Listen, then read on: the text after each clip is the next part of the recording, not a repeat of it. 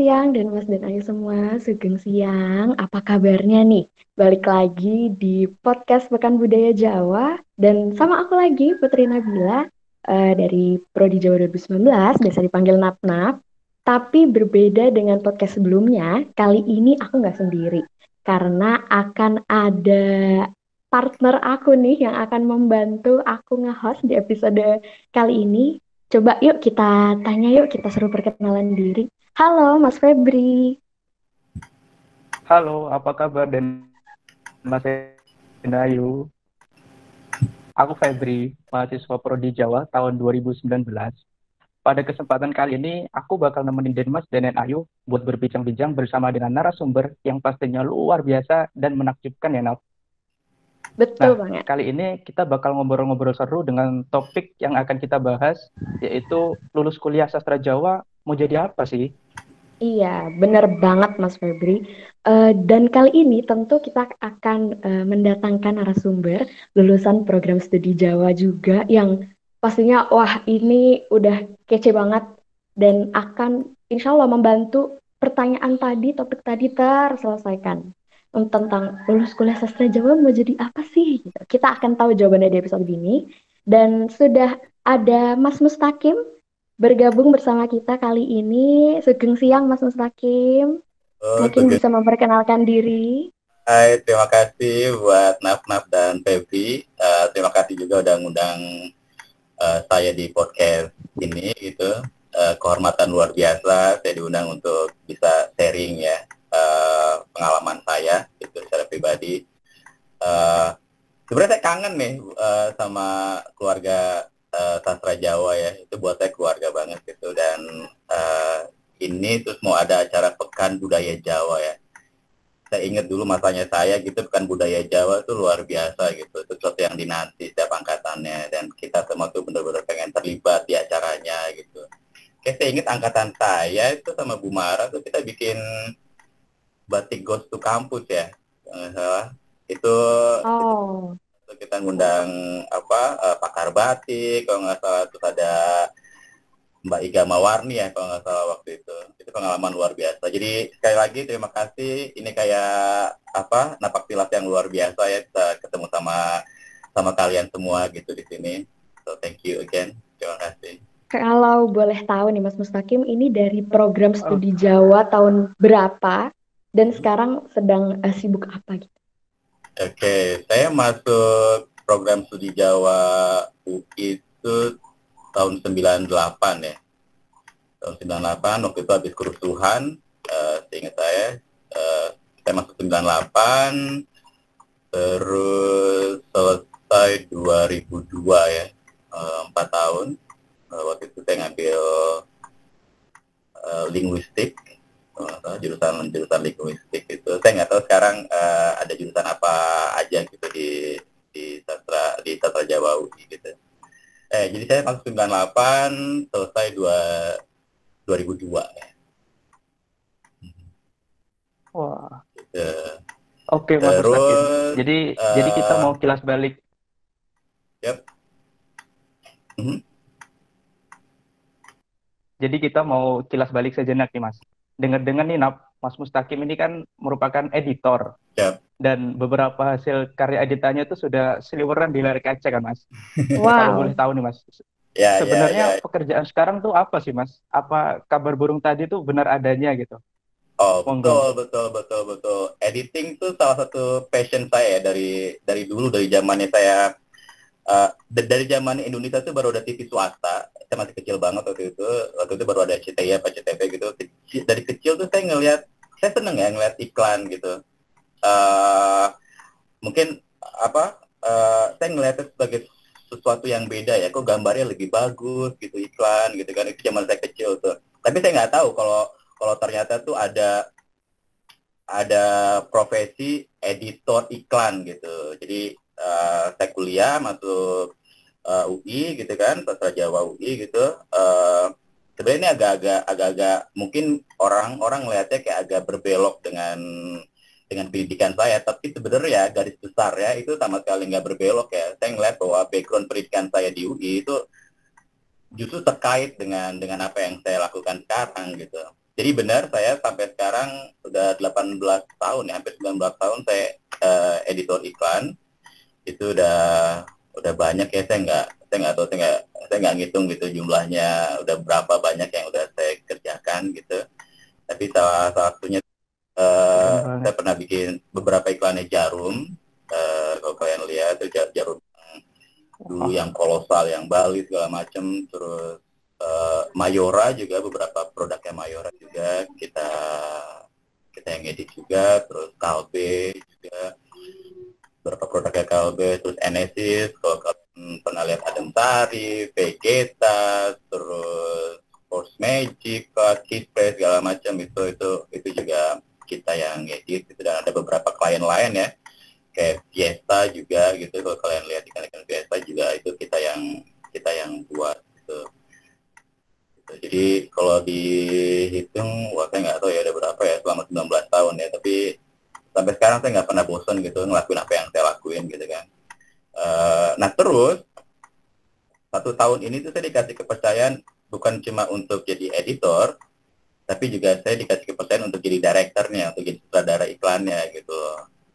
Jadi walaupun baru beberapa project yang saya kerjain as a director, tapi ini pengalaman yang luar biasa juga gitu. Ini tanggung jawab yang saya harus ambil gitu, kesempatan yang saya harus ambil gitu.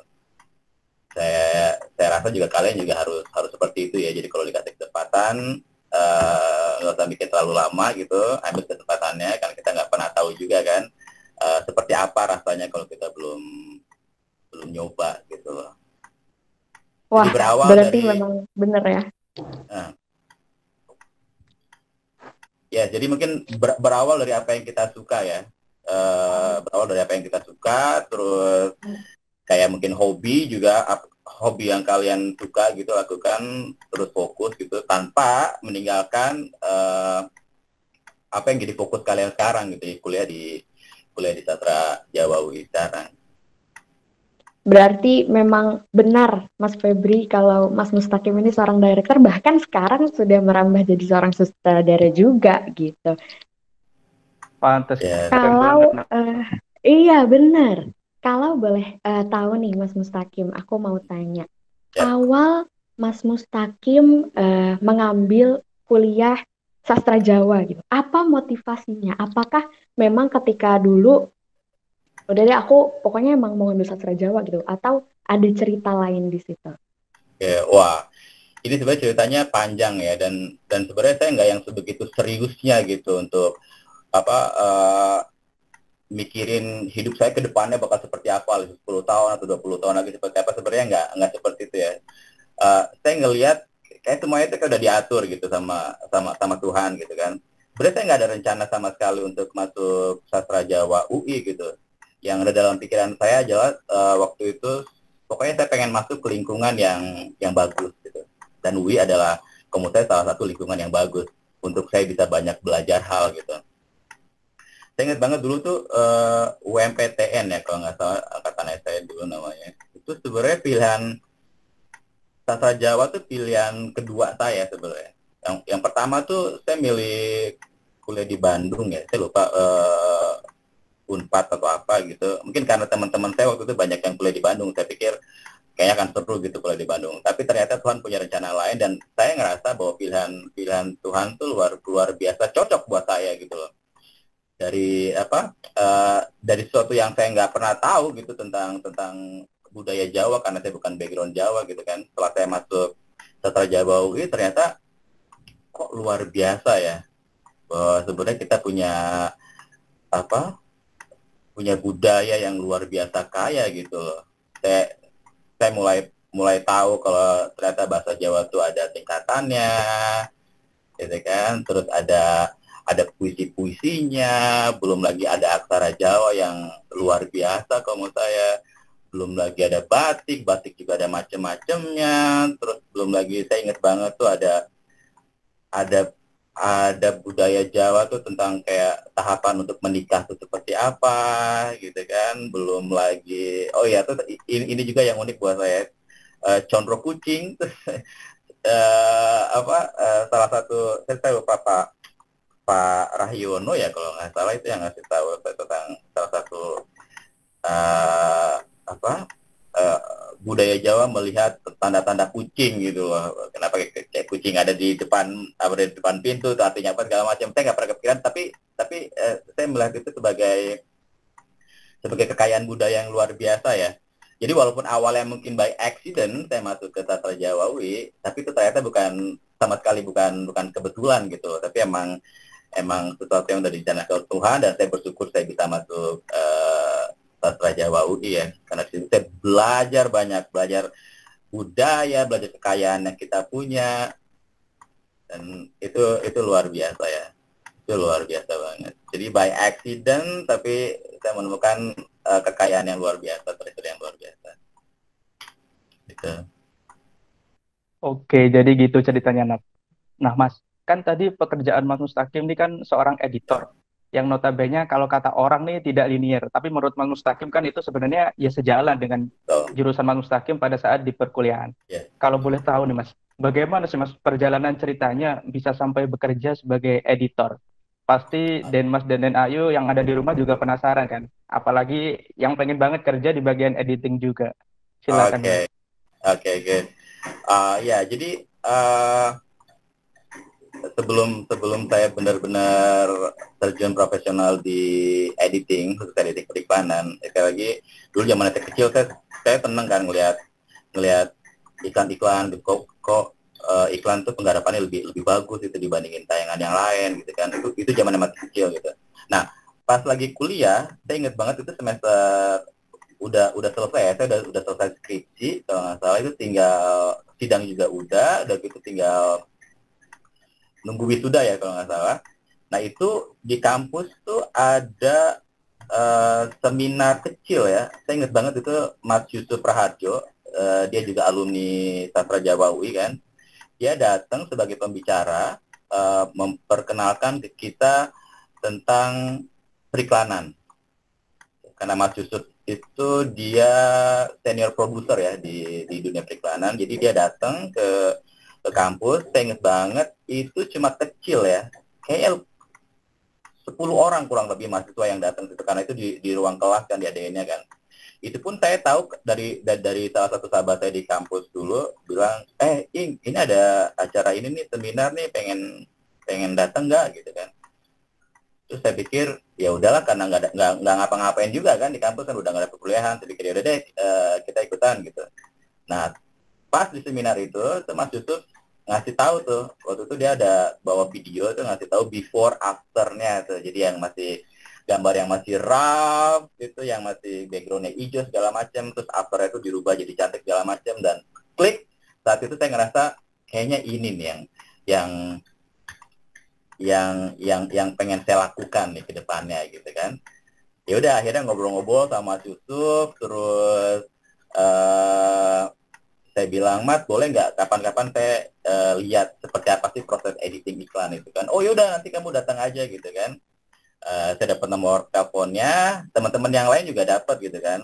Oke, selang berapa hari itu saya ajakin teman saya gitu kan untuk main ke tempatnya Mas Yusuf gitu. Cuma teman-teman bilang, nggak deh, nggak apa, nanti aja deh, gua nggak enak segala macam gitu kan. Tapi saya memberanikan diri tuh, karena mungkin karena saya ngerasa bahwa ini sesuatu yang saya suka banget ya. Akhirnya saya telepon Mas Yusuf tuh, saya ingat banget tuh telepon Mas Yusuf, Mas ini saya Iing yang dari UI, saya pengen tahu editing iklan tuh seperti apa. Oh yaudah kamu datang aja besok, saya besok ada editing di, dulu itu kantor saya yang lama juga namanya Miraj. Dia bilang ya udah kamu datang aja, saya ada di Mira, saya mau ngedit ini segala macam. Ya udah akhirnya saya datang tuh dari Depok, naik bis ke Mampang gitu kan. Udah kasih lihat, itu saya ngelihat kayak seru aja gitu kan, komputernya gede-gede gitu, walaupun masih tabung gitu, terus orang juga berpakaian bebas untuk kerja di situ, terus ada banyak orang-orang dari luar juga gitu kan. Terus saya dikenalin sama produser dan editor-editor situ gitu kan. Terus saya ngerasa wah ini seru juga nih kalau beneran saya bisa kerja di bidang ini gitu kan. Ya udah terus singkatnya waktu itu Mas Yusuf bilang ya udah gini aja deh Ing, dia bilang gitu kan, nanti kalau saya lagi syuting kamu ikutan aja gitu kan. biar kamu tahu gitu. Nanti kamu pegang clapper kayak gitu. Kalau kalian nggak tahu clapper itu suka kayak apa yang di film itu kan action gitu-gitu. Dia bilang yaudah nanti kalau syuting ikutan aja. Oh mau banget mas gitu kan. Kayak lagi saya kalau ada kesempatan saya nggak pernah tunda-tunda ya. Saya nggak pernah mau melewatkan kesempatan gitu aja. Jadi walaupun saya nggak tahu seperti apa ke depannya gitu, tapi once kesempatan itu ada di depan mata saya nggak mau melewatkan. Suka atau nggak suka itu urusan nanti gitu kan. Tapi yang penting saya harus ambil kesempatannya. Terus ya udah pas mas itu bilang gitu, oke mas saya mau mas gitu kan. Tapi ternyata sebelum project syutingnya Mas Yusuf itu berlangsung, tiba-tiba saya ditelepon sama Mas Yusuf, dia bilang, kamu mau nggak kalau magang di Miras di tempat editing itu kan? Wah, saya langsung mau banget mas gitu kan. Ya udah besok pagi-pagi kamu datang ke Miras gitu kan. Ya udah saya datang pagi, padahal itu kantornya belum buka gitu kan. Pagi datang, produser ya langsung nyamperin, ya udah kamu hari ini lihat dari senior kamu gitu kan, belajar apa yang bisa kamu pelajarin, pokoknya kamu harus belajar sendiri, dia bilang gitu kan.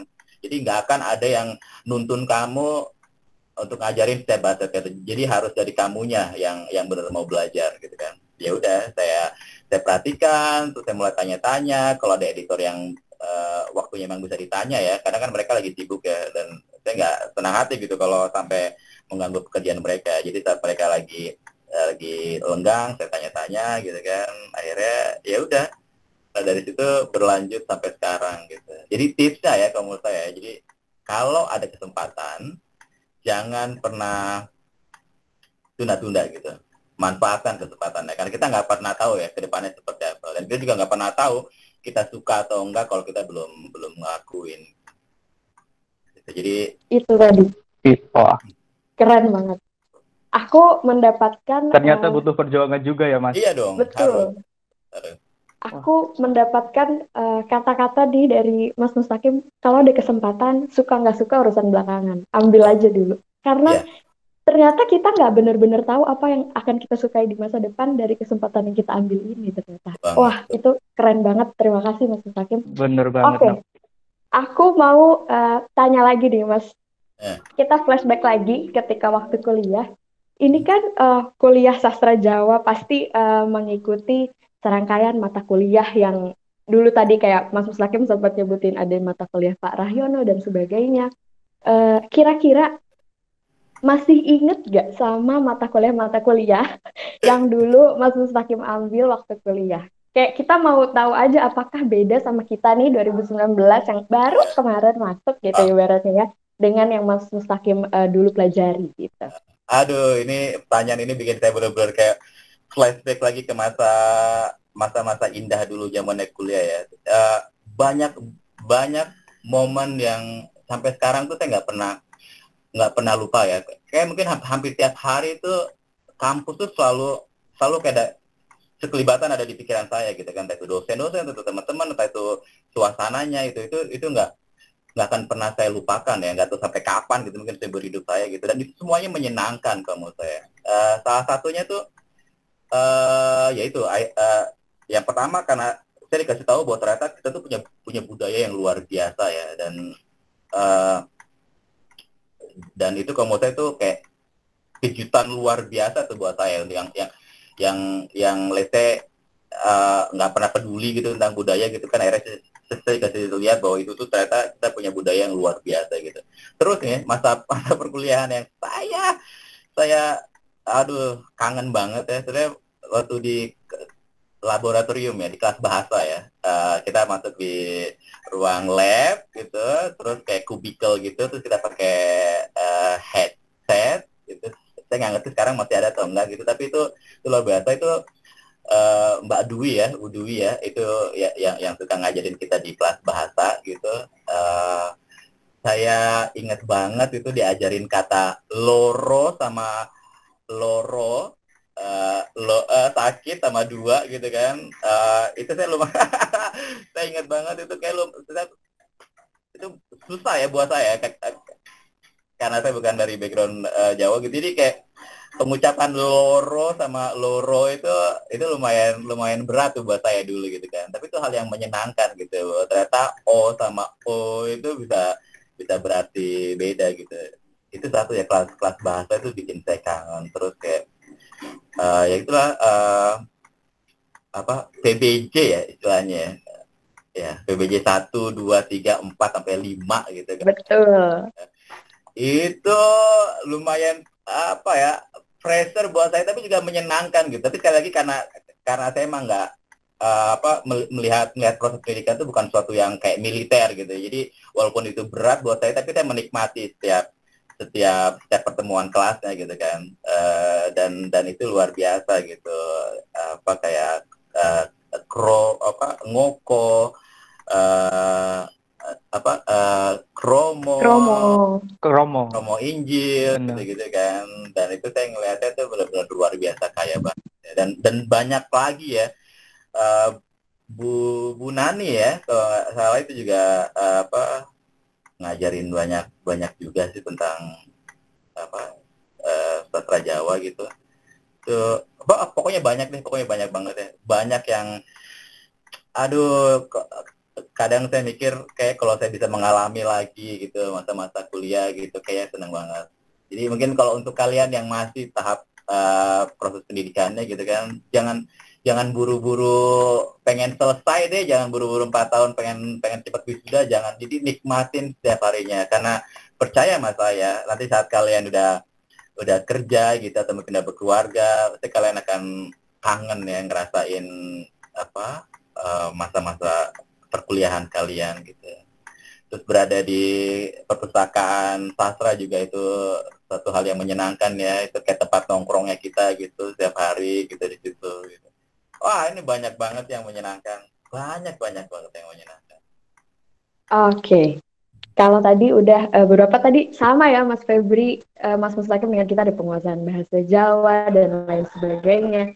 Aku mau tanya Benar. nih Mas Mustaqim, apakah dari mata kuliah atau pelajaran-pelajaran yang Mas Mustaqim dapat selama berkuliah di sastra Jawa gitu, ada nggak yang masih mungkin Mas Mustaqim merasa masih diterapkan hingga Mas Mustaqim kerja sekarang nih gitu? Oke. Diterapkan. Saya yakin ada beberapa yang masih diterapkan ya. Tapi yang pasti kayak bahasa Jawanya sendiri itu ya, kalau saya ke daerah Jawa atau mungkin ada klien atau ada tim kerja yang emang dari backgroundnya Jawa gitu, mungkin saya jadi lebih paham ya apa yang mereka bicarakan gitu, walaupun mungkin saya sudah dikit gitu, tapi at least saya tahu bahwa ada kayak ngoko, kromo kayak gitu, gimana saya harus berbicara lebih sopan sama orang yang lebih dewasa gitu kan, atau gimana cara saya bisa lebih akrab dengan orang yang sepantara dengan saya dengan pakai bahasa ngoko gitu. Mungkin itu salah satunya ya, bahasa mungkin masih saya pakai ya. Tapi in generalnya garis besar ya gitu, kayak sense of kebudayaan,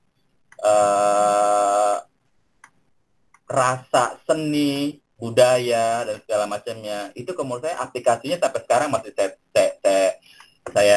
pegang ya, saya terus terapkan di setiap pekerjaan saya gitu. Mungkin kalau saya nggak kuliah di sastra Jawa juga, sense of art saya juga nggak terasa seperti sekarang gitu loh. Jadi ya itu kayak budaya, seni segala macam, gimana saya bisa melihat segala sesuatu itu dari perspektif seni, dari perspektif budaya kayak gitu-gitu, dan itunya kalau menurut saya itu yang sampai sekarang itu masih terus saya pegang ya. Dan saya yakin ada. Wah, berarti memang sampai sekarang sebenarnya kalau orang mikir sastra Jawa nggak bisa dipakai sampai nanti kelar kuliah tuh nggak benar ya Mas. Nggak benar sama Buktinya Mas sekali ya. Mustaqim sendiri masih bisa mengaplikasikan apa yang Mas Mustaqim pelajari gitu. Betul Di banget. pekerjaannya loh teman-teman, dan Mas dan Ayu yang dengar kan, ternyata masih kepake kan. Betul banget. Dan sekarang aku Bener banget, Nak. benar. Dan sekarang aku mau tanya lagi nih ke Mas Mustaqim. Waktu dulu zaman kuliah itu Mas Mustaqim tuh tipe mahasiswa yang apa? Yang ikut UKM juga kah? Yang aktif sana sini juga kah? Atau cuma udah kuliah aja gitu? Oke, dulu saya nggak yang terlalu ikut berorganisasi ya. Jadi saya nggak ngerti, mungkin karena karena mungkin karena masih kayak lingkungan baru juga gitu ya, dan saya nggak, waktu itu saya tipe kalau orang yang nggak gampang untuk mudah deket sama orang ya, itu dulu ya, tapi saya yakin sekarang saya udah berubah banyak gitu. Tapi mungkin itu juga salah satunya ya. Dan ya itu kan karena dulu saya ngerasa saya nggak gampang ngeblend gitu untuk orang gitu. Kenal sama satu orang aja itu butuh waktu, gimana saya harus kumpul dengan banyak orang ya waktu itu. Jadi saya nggak yang ikutan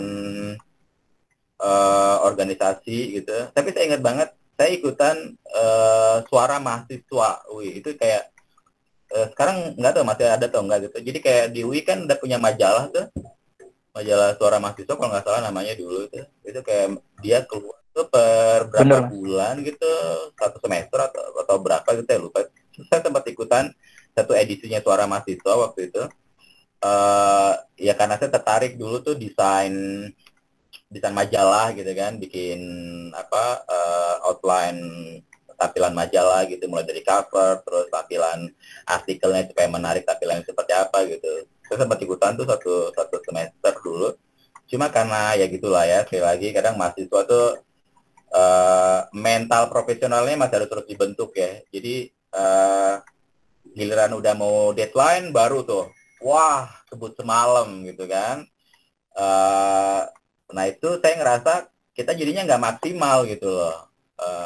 Saya pengennya ya udah kita pelan-pelan nyicil gitu kan, sampai akhirnya nanti biar maksimal gitu. Cuma karena teman-teman waktu itu yang udahlah gue masih sibuk inilah, kuliah ini segala macem ya, apalah segala macem. Jadi pas giliran udah mau tayang nih majalahnya, udah mau cetak itu baru tuh kebut malam. Dan ya karena saya ngerasa itu kayak jalur kerja yang nggak bener gitu kan, akhirnya saya udah selesai satu edisi doang waktu itu. Tapi kalau dari jurusan sastra Jawanya saya nggak ikutan apa-apa ya. Tapi kalau kayak ada ekskul apa gitu, membatik kayak apa gitu, saya ikutan sih. Tapi kalau untuk organisasi kemahasiswaannya saya nggak terlalu itu ya. Tapi mungkin juga contoh yang kurang baik juga gitu, kalian jangan niru juga gitu. Tapi sebenarnya banyak hal yang bisa kita dapat ya dari berorganisasi gitu. Jadi kalau kalian sekarang ikutan berorganisasi ya lanjutkan gitu. Karena hikmahnya, pelajarannya sebenarnya banyak banget ya. Kita jadi lebih kayak ya itu, bisa kayak teamwork, bisa lebih memahami tim gitu-gitu. Terus juga mungkin sharing ID-nya juga bisa lebih dapet ya, gitu-gitu. Ya banyak hal lah. Saya yakin kalian tahu kok manfaatnya dari berorganisasi. Wah, ternyata cukup aktif juga Mas Mustaqim ini, Nap, ya. Nah, Mas, sekarang aku mau nanya lagi nih, Mas. Stereotip orang-orang tentang lulusan sastra Jawa kan masih dibilang ya cukup negatif lah, Mas. Oh ya. Menurut Mas Mustaqim nih, bagaimana sih seharusnya tanggapan kita itu ketika ditanya tentang kuliah kok ambil sastra Jawa, emangnya lulus mau jadi apa? Gitu. Itu pertanyaan yang hampir semua anak sastra Jawa itu pasti pernah mengalaminya. Gimana Yes, tuh, Mas? yes. Oke. Saya pikir zaman udah berubah, internet udah udah mulai luar biasa masuk di lini kehidupan kita. Saya pikir udah nggak ada pertanyaan seperti itu lagi ya. Tapi well that's okay gitu. Tapi ya sekali lagi, ketidakpahaman orang kan bikin orang menilai negatif ya akan sesuatu ya. Kalau menurut saya sih ya terserah, silakan aja, itu juga itu hanya pemikiran orang gitu kan, bukan berarti itu sebagai sesuatu yang valid gitu, yang nyata gitu. Tapi mungkin adalah kalau menurut saya, jadi nggak usah terlalu pikirin apa yang orang lain pikirin. Sekali lagi, semua orang berhak untuk punya pikirannya masing-masing, tapi sekali lagi hidup kita ya kitalah yang menentukan gitu kan. Stereotip itu kalau menurut saya di bukan hanya di sastra Jawa aja, saya yakin di bidang apapun pasti akan selalu ada gitu kan. Tapi untuk apa kita fokus dengan apa yang orang lain pikirin gitu? Juga mereka nggak paham tentang apa yang sebenarnya kita lakukan dan apa yang sebenarnya kita punya gitu di jurusan kita gitu. Jadi udahlah, begitu banyak hal yang bisa kita lakukan untuk hidup kita ya, untuk pendidikan kita terutama. Kamu saya ya udah fokus ke situ aja lah, nggak usah terlalu mikirin. Karena sekali lagi karena mereka nggak tahu sebenarnya apa yang kita punya gitu, dan apa yang kita lakukan. Gitu. Jadi kalau mereka punya pikiran kayak gitu, ya udah ngapain kita mesti pusing ya gitu. Tapi mungkin yang perlu saya sharing juga adalah ke adik-adik sastra Jawa UI gitu, jangan pernah berkecil hati ya. Bukti nyatanya sebenarnya saya gitu kan, salah satunya gitu, bahwa dari jurusan sastra Jawa ini kalian tuh bisa jadi apapun gitu. Bahkan kalau kalian mau jadi tertarik untuk jadi presiden pun kalian bisa gitu. Iya kan? Tapi kalau kalian berpikiran hanya untuk jadi karyawan gitu, kayak kemusnya terlalu dangkal ya. Apalagi di era seperti sekarang gitu.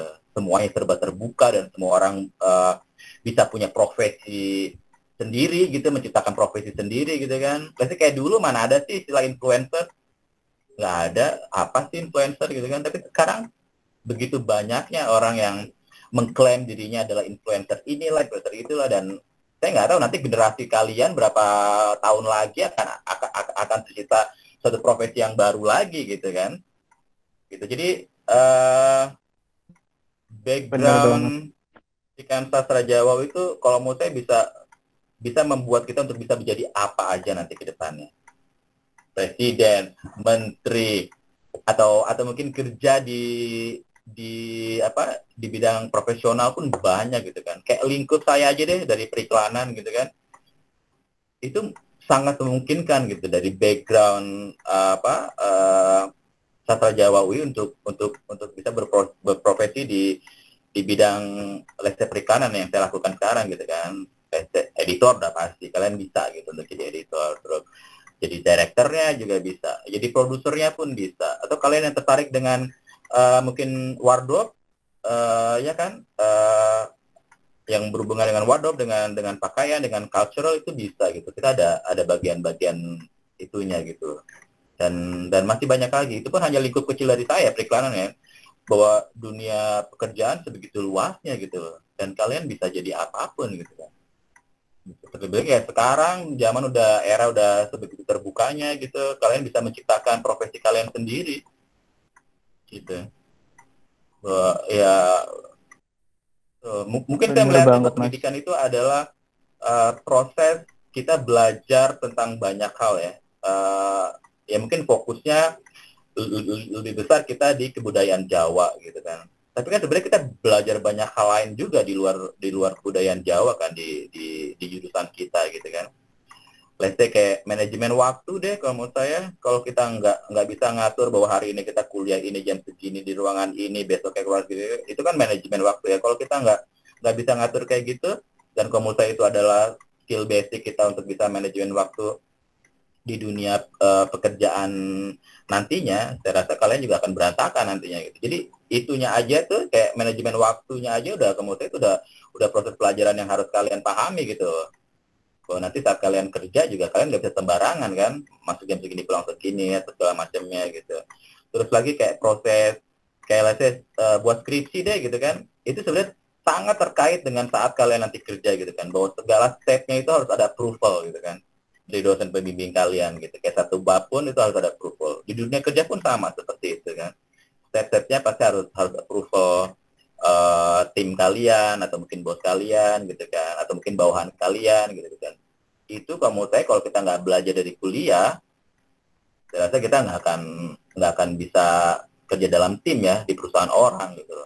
Ataupun kalaupun nantinya kalian punya usaha sendiri, saya rasa kalau kalian nggak punya background yang bagus tentang pendidikan di kampus, saya rasa kalian akan jadi entrepreneur yang nggak jelas nanti ke depannya. Gitu.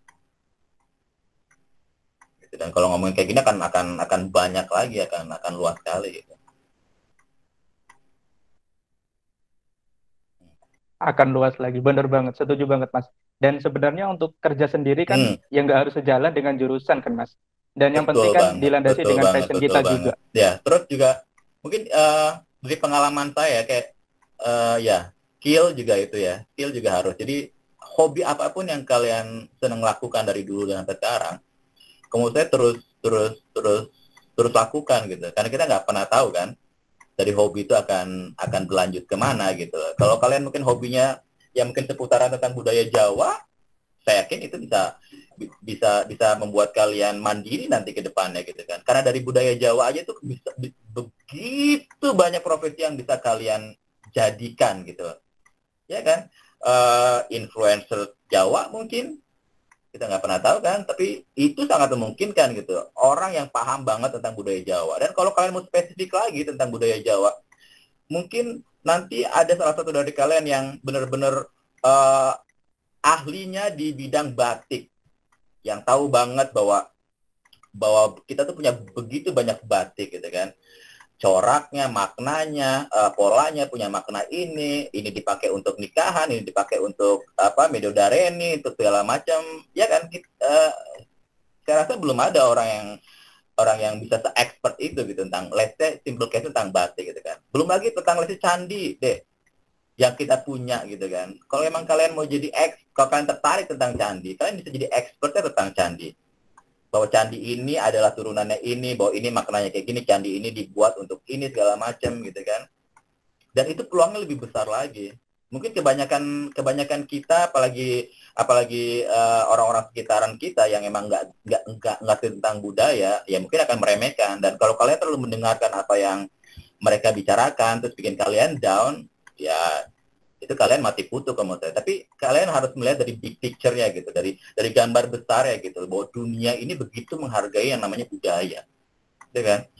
Orang luar sana, Belanda, mereka punya peralatan lengkap, mereka begitu menghargai budaya kita, budaya Jawa terlebih lagi gitu. Padahal karena mereka nggak punya budaya yang begitu berharga menurut saya, gitu kan?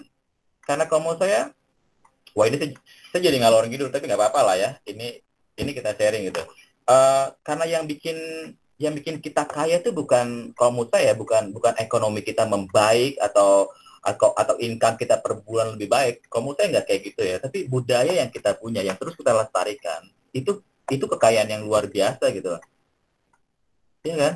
Nggak semua negara tuh punya budaya yang luar biasa gitu. Dan kalau kita meninggalkan budaya kita nggak punya apa-apa lagi. Kita udah nggak punya kekayaan lagi gitu.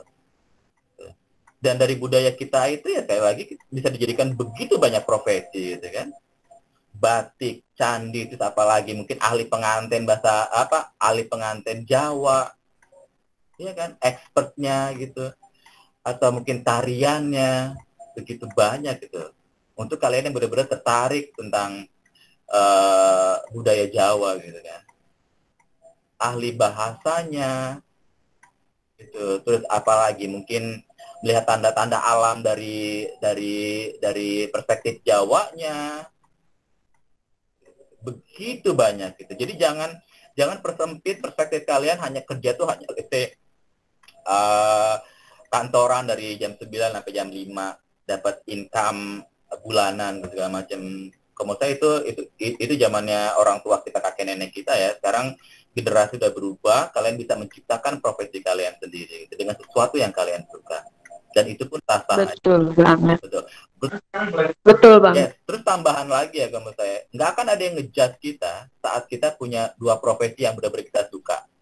Selama kita melakukannya dengan harga diri, dengan totalitas, dengan kesungguhan, saya yakin kita berhak untuk punya lebih dari satu profesi. Kalau emang itu benar-benar kita suka ya. Jadi nggak ada juga tuntutan bahwa manusia harus cuma ada satu profesi doang. Kalau saya enggak. Kalau saya, kita berhak untuk melakukan begitu banyak hal yang kita suka dalam hidup gitu. Oke, makasih banget loh Mas Mustaqim atas semangatnya dan kepercayaannya untuk kasih tahu bahwa lulusan sastra Jawa tuh nggak sesempit itu dan nggak sekecil itu gitu. Sama sekali enggak gitu. Sama sekali, ini bentuk luas ya. Let's kalau kalian mau kerja di bidang diplomatik deh, di diplomatik itu kan ada bagian cultural kan. Dan kalau kalian tertarik ya bisa masuk ke situ, dan begitu banyak ya, mungkin miliaran kali jenis profesi, jenis pekerjaan yang bisa kalian dapatkan gitu.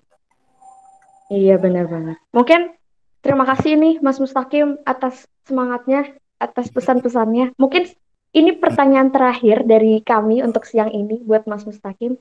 Okay. Ada nggak sih atau apa pesan bagi mahasiswa sastra Jawa atau mungkin pendengar yang baru atau punya ketertarikan untuk masuk, kayak aku mau deh masuk sastra Jawa gitu, tapi masih ragu gitu.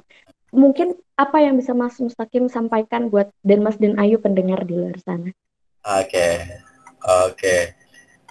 Yang pertama bahwa kebudayaanlah yang membuat kita mempunyai kekayaan luar biasa ya. Itu satu hal yang harus kita semua ingat gitu.